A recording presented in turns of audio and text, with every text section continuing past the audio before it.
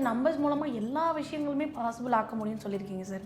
நட்சத்திரங்களை நம்பர்ஸ் மூலமாக இயக்க முடியுமா சார்? 100% இயக்கலாம். ஒரு ஏஞ்சல் நம்பர் நமக்கு பாசிட்டிவிட்டியை கொண்டுட்டு வருதா இல்லை அலர்ட் பண்ண வந்திருக்காங்கிறத நம்ம கண்டுபிடிக்கலாம். அதே மாதிரி சில நம்பர்ஸை எடுத்து நம்ம பேக்கெட்டில் வைக்கும் போதோ இல்லை கையில் எடுத்துகிட்டு போகும்போது இல்லை ஆஃபீஸில் மாட்டி வைக்கிறோம் அப்படின்னா அந்த நட்சத்திரமும் சேர்ந்து இயங்குதுன்னு அர்த்தம். இப்போ 13 ஒரு நம்பர் இருக்குது.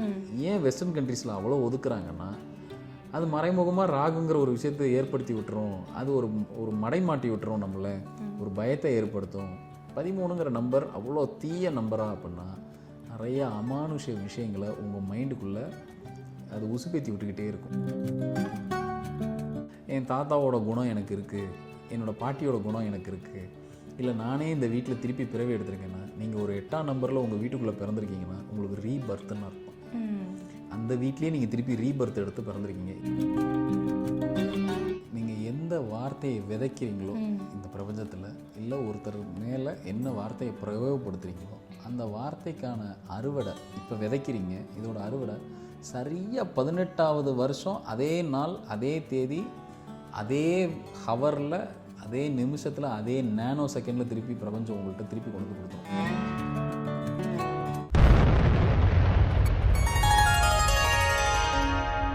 ஸ்ரீ மகாஸ் இன்ஃபினிட்டி நேயர்களுக்கு நர்மதாவின் அன்பான வணக்கம். நம்மளுடைய சேனலில் தொடர்ந்து பல்வேறு விதமான ஆன்மீக தகவல்கள் பார்த்துட்ருக்கோம். அந்த வகையில் இன்றைக்கி நம்ம பார்க்க போகிற இந்த ஒரு பதிவில் நம்பர்ஸ்க்கு பின்னாடி இருக்கக்கூடிய மேஜிக் என்னென்ன அப்படின்றத பற்றின தெளிவான விளக்கம் கொடுக்கறதுக்காக நம்ம கூட இன்றைக்கி ஆஸ்ட்ரோ நியூமராலஜிஸ்ட் டாக்டர் மகாஸ் ராஜா அவர்கள் இணைஞ்சிருக்கிறாங்க. வணக்கம் சார். வணக்கம் சார். நம்பர்ஸ் மூலமாக எல்லா விஷயங்களுமே பாசிபிள் ஆக்க முடியும்னு சொல்லியிருக்கீங்க சார். நட்சத்திரங்களை நம்பர்ஸ் மூலமாக இயக்க முடியுமா சார்? 100% இயக்கலாம். இப்போது நம்ம ஒரு நம்பரை பார்க்குறோம், ஒரு நம்பருக்கு எக்ஸ்போஸ் ஆகிறோம் அப்படின்னா அந்த நம்பர் நமக்கு ஒரு நவாம்சத்தில் நம்மளோட சார்ட்டில் ஒரு இடத்துல வேறு ஒரு நம்பர் குறிக்காட்டும். இது எப்படி புரிஞ்சுக்கலான்னா, இருக்கிற 108 பாதமும் ஒரு நம்பரில் அசைன் ஆகிருக்கு. நம்மளோட சார்ட்டில் ஜாதக கட்டத்தில் 108 பாதமும் 27 நட்சத்திரம், ஒரு நட்சத்திரத்துக்கு 4 பாதம், மொத்தம் 108 பாதமும் ஒரு நம்பர் அதில் போய் அசைன் ஆகிருக்கு. நம்ம ஒரு நம்பரை பார்க்குறோம், ஒரு ஏஞ்சல் நம்பரே பார்க்குறோன்னா பார்க்குற நேரத்தில் பேக்ரவுண்டில் என்ன நம்பர் ஓடுதுன்னு பாருங்கள். நவாம்சத்தில் அந்த நம்பர் தான் இந்த ஈவெண்ட்டை பாசிட்டிவாக நடத்த போதா நெகட்டிவாக நடத்த போதாங்கிறத நமக்கு குறிக்க அமைச்சிடும். இதை வச்சு தான் ஒரு ஏஞ்சல் நம்பர் நமக்கு பாசிட்டிவிட்டியை கொண்டுட்டு வருதா இல்லை அலர்ட் பண்ண வந்திருக்காங்கிறத நம்ம கண்டுபிடிக்கலாம். அதே மாதிரி சில நம்பர்ஸை எடுத்து நம்ம பேக்கெட்டில் வைக்கும் போதோ இல்லை கையில் எடுத்துகிட்டு போகும்போது இல்லை ஆஃபீஸில் மாட்டி வைக்கிறோம் அப்படின்னா அந்த நட்சத்திரமும் சேர்ந்து இயங்குதுன்னு அர்த்தம். நம்ம வெறும் நம்பரை மட்டும் பார்க்கல, நம்பரோட வடிவம் பின்னாடி இருக்கிற அந்த கிரகத்தையும் சேர்த்து இயக்குதுன்னு அர்த்தம், இல்லை அந்த நட்சத்திரத்தையும் சேர்த்து இயக்குதுன்னு அர்த்தம். அதனால தான் சில நம்பர்ஸை ஒதுக்குறதுக்கு காரணம், அது வேண்டான்னு ஒதுக்குறதுக்கு காரணம். இப்போ 13 ஒரு நம்பர் இருக்குது.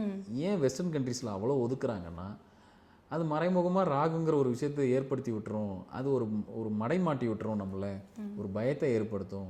13ங்கிற நம்பர் அவ்வளோ தீய நம்பரா அப்படின்னா நிறைய அமானுஷ விஷயங்களை உங்கள் மைண்டுக்குள்ளே அது உசுப்பேற்றி விட்டுக்கிட்டே இருக்கும், அதை ஏற்படுத்தி விட்டுக்கிட்டே இருக்கும். 12 மணிக்கு சுடுகாட்டுக்கு போய்ப்பாரு அப்படின்ற மாதிரியான எண்ணங்கள் தூண்டி விட்டுக்கிட்டே இருக்கும்.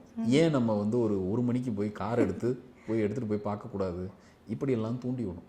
அப்படி ஒரு அமானுஷ விஷயத்தை ஏன் செய்யக்கூடாது, அந்த இடத்துக்கு போகக்கூடாதுன்னு ஏன் போகக்கூடாதுன்னு போக வைக்கும். அதுதான் இந்த நம்பர் பண்ணுது. ஸோ இதை பேக்ரவுண்டில் யார் இயக்குறா, அதுக்கு பின்னாடி ஒரு நட்சத்திரம் இருக்குது. அந்த நட்சத்திரத்தை யார் இயக்குறா, ஒரு கிரகம் இயக்குது. ஸோ ஒரு நம்பர் நட்சத்திரத்துக்கு கனெக்ட் ஆகி அந்த நட்சத்திரம் ஒரு கிரகத்துக்கு கனெக்ட் ஆகுது. நிச்சயமாக ஒரு நம்பரை தொடுறது வெறும் நம்பரை மட்டும் நம்ம தொடலை, அது பேக்ரவுண்டில் இருக்க நட்சத்திரத்தையும் கிரகத்தையும் நம்ம மறைமுகமாக தொடுறோன்னு அர்த்தம். அப்போ ஒரு நம்பரை பேக்கெட்டில் வச்சுக்கிறோம், இல்லை கையில் வச்சுக்கிறோம், இல்லை கூட வச்சுக்கிறோம், செல்ஃபோன் நம்பராக வச்சுக்கிறோம், கார் நம்பராக வச்சுக்கிறோன்னா நம்ம மறைமுகமாக அந்த கிரகத்தை கூட தோள் மேலே கை போட்டுட்டு நம்ம அவங்களோட சேர்ந்து ட்ராவல் பண்ணுறோன்னு அர்த்தம். இல்லை அந்த கிரகம் நம்மளோட சேர்ந்து இருக்கிறதுக்கு பிரியப்படுதுன்னு அர்த்தம். ஸோ இது இப்படி தான் புரிஞ்சுக்கணும். நிச்சயமாக 100% இப்படி தான் அது வேலை செய்யுது.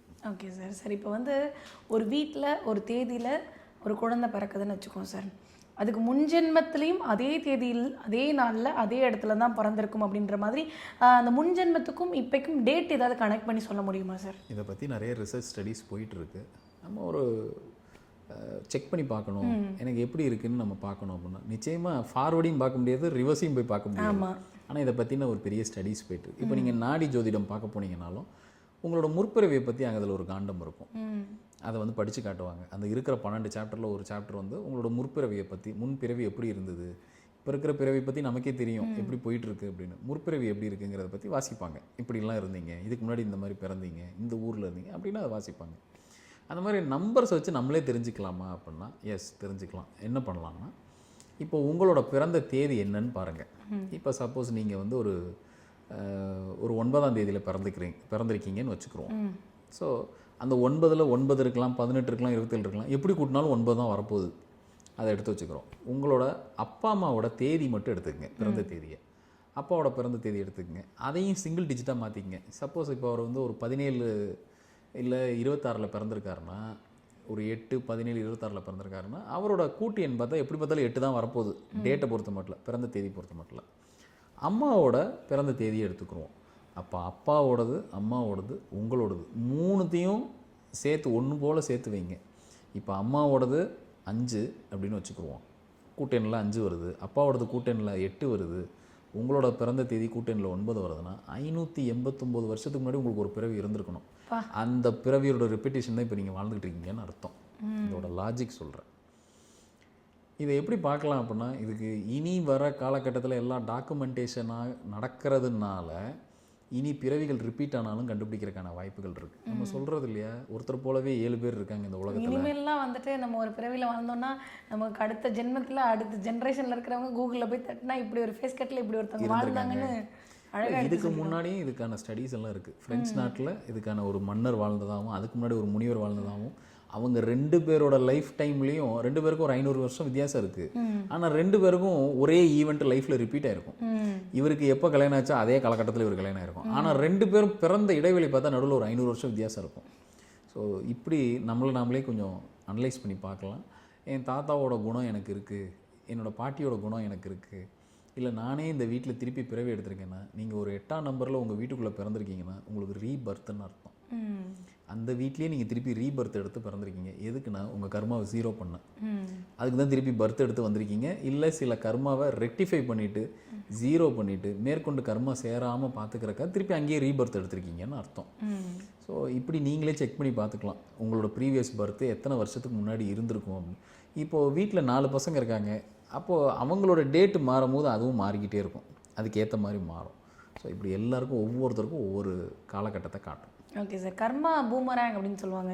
நம்ம கர்மா வந்து எப்படினாலும் நமக்கு போயிட்டு திருப்பி வரும் அப்படின்ற மாதிரி தான் கர்மான்ற ஒரு வார்த்தையை வந்து டெஃபினேஷன் எல்லோரும் கொடுக்குறாங்க சார். இப்போ வந்து அது எப்படி திரும்பி வரும் சார்? இப்போ நீங்கள் சொல்லும் பொழுது பேசிகிட்டு இருக்கும்போது சொன்னீங்க சார், ஒரு விஷயம் ஒரு வருஷத்தில் நடக்குது அப்படின்னா அதே ஈவெண்ட் அதே ஒரு விஷயம் நம்மளோட லைஃப்பில் திருப்பி நடக்கிறதுக்கான வாய்ப்பு உண்டுன்னு சொன்னீங்க. அதுக்கான கால இடைவெளி அப்படின்றது இவ்வளோ வருஷங்கள் இருக்கும் சார். உண்மையிலே அந்த மாதிரியான ஈவெண்ட் வந்து திருப்பி நடக்குமா நம்ம லைஃப்பில்? இங்கே பாருங்கள், நீங்கள் எந்த வார்த்தையை விதைக்கிறீங்களோ இந்த பிரபஞ்சத்தில், இல்லை ஒருத்தர் மேலே என்ன வார்த்தையை பிரயோகப்படுத்துகிறீங்களோ அந்த வார்த்தைக்கான அறுவடை இப்போ விதைக்கிறீங்க. இதோட அறுவடை சரியாக 18ஆவது வருஷம் அதே நாள் அதே தேதி அதே ஹவரில் அதே நிமிஷத்தில் அதே நேனோ செகண்டில் திருப்பி பிரபஞ்சம் உங்கள்கிட்ட திருப்பி கொண்டு வந்து கொடுத்துரும். இல்லை ஒரு செயல் செய்கிறீங்க அப்படின்னா அந்த செயல் சரியாக 18ஆவது வருஷம் அதே நாள் அதே தேதி அந்த நேரத்தில் திருப்பி கொண்டு வந்து உங்கள்கிட்ட கையில் கொடுத்தோம்.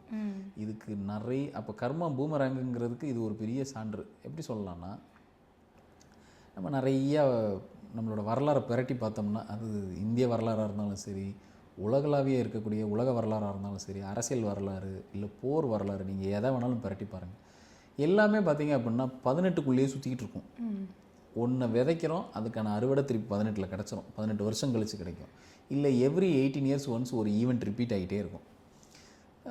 இதுக்கு ஒரு ஒரு நல்ல ஒரு ஃபைன் எக்ஸாம்பிள் சொல்லணும் அப்படின்னா, ஒரு தலைவரை இன்னொரு ஒரு ஒரு விடுதலை இயக்கம் வந்து ஒரு தலைவரை வந்து அவரை அந்த இடத்துலேருந்து நீக்கணும் அப்படின்னு சொல்லிட்டு நீக்கிருச்சு.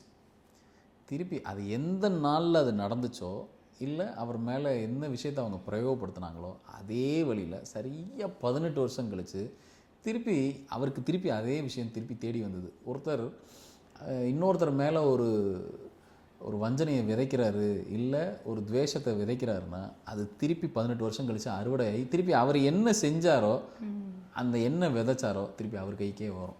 நீங்கள் இது வந்து எப்படி ரொம்ப நல்லா பார்க்கலான்னா, தனிப்பட்ட வாழ்க்கையிலையும் பார்க்கலாம், அரசியலில் நிறைய இதை நீங்கள் நம்ம அரசியல் வரலாறை பிரட்டி பார்த்தோம் அப்படின்னா இப்படி தான் நடந்திருக்கும். யார் துரோகத்தை பண்ணாங்களோ திருப்பி துரோகத்தை அனுபவிப்பாங்க, யாருக்கு வந்து எதை வெளிப்படுத்துகிறாங்களோ அது திருப்பி அவங்கக்கிட்டே வந்து சேருமே தவிர வெளியாள்கிட்ட போகிறதுக்கு வாய்ப்பே இல்லை. நீங்களே உங்கள் லைஃப்பில் நடக்கிற ஈவெண்ட்டை டெய்லி எழுதி வச்சுக்கிட்டே வாங்க. சரியாக 18வது வருஷம் உங்களுக்கு ஞாபகப்படுத்தும்.